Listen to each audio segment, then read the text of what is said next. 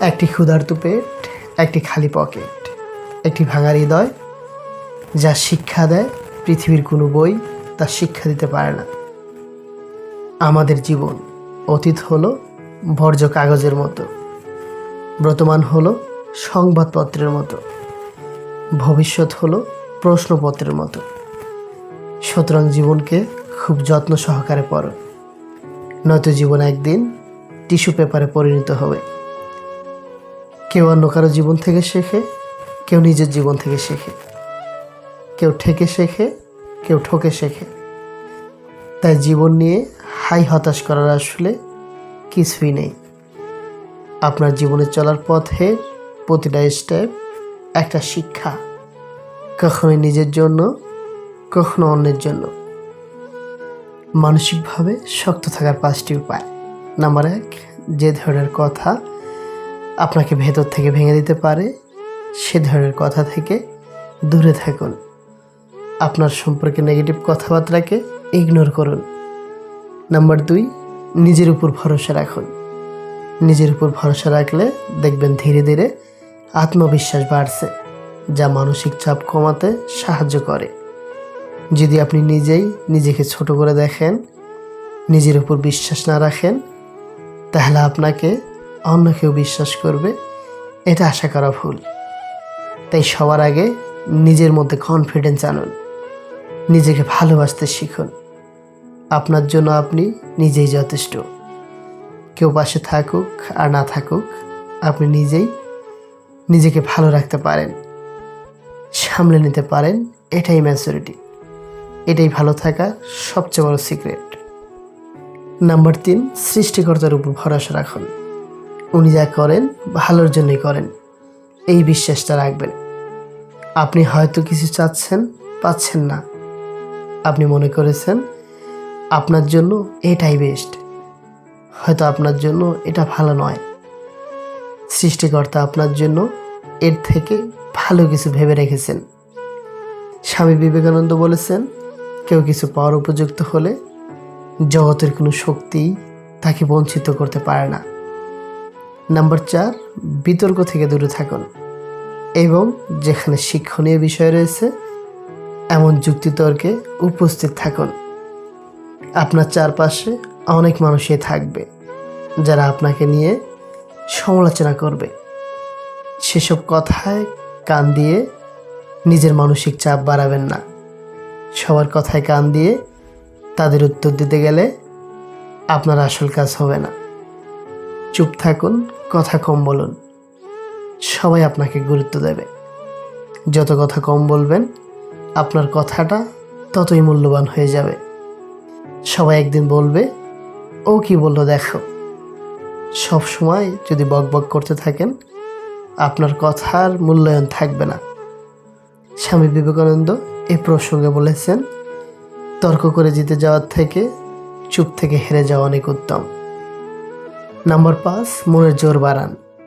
হ্যাঁ, আমি পারবো, আমাকে পারতেই হবে, এসব পজিটিভ ভাবনা ভাবুন। যে কর্মই করেন না কেন সেটা মন থেকে ভালোবেসে পুরো ফোকাস দিয়ে করুন, না হলে সাকসেস হতে পারবেন না। ফলে মানসিক চাপ বাড়বে। নিজের স্বপ্ন পূরণের রাস্তাটা নিজেকেই তৈরি করে নিতে হবে। এই পৃথিবীতে কেই আপনার জন্য 1 ইঞ্চি জায়গাও ছাড় দেবে না। এই পৃথিবীর মানুষগুলো বড় স্বার্থপর, কেউ কাউকে সুযোগ দেয় না। সুযোগ নিজেকেই তৈরি করে নিতে হয়। কাউকে উঠতে দেখে তার ডানা কাটার চিন্তা বাদ দিয়ে নিজে উড়তে শিখুন, দেখবেন পৃথিবীটা অনেক সুন্দর।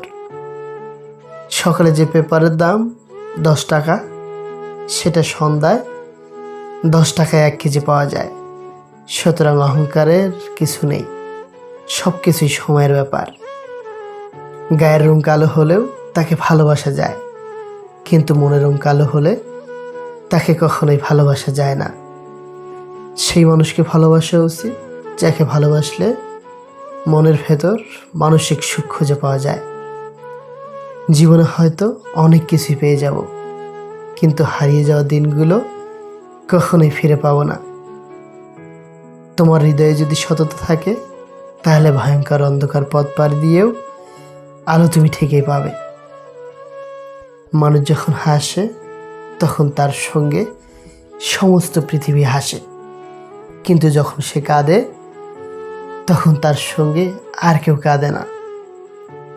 ভাগ্য আর কত কাঁদাবে? ভাগ্য একদিন নিজেই ক্লান্ত হয়ে বলবে, যা, এবার তোকেও মুক্তি দিয়ে দিলাম। মানুষ সেদিন সত্যিকারের মানুষ হবে যেদিন সে অন্যের ভুল ধরার আগে নিজের ভুল ধরতে শিখবে। নিম পাতায় যতই চিনি মেশাও না কেন, তা কখনোই মিষ্টি হয় না।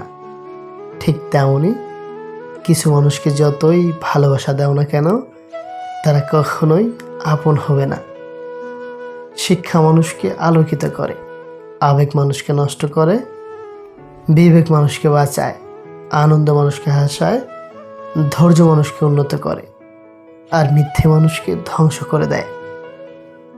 যে মেয়েটা আপনার বুকে ঘুমায় সে আপনার কন্যা, যে মেয়েটা আপনার পাশে ঘুমায় সে আপনার বউ, যে মেয়েটা আপনার পাশের রুমে ঘুমায় সে আপনার আদরের ছোট বোন, আর যে মেয়ে আপনার ঘুমের জন্য নিজের ঘুম নষ্ট করে সে আপনার মমতাময়ী মা।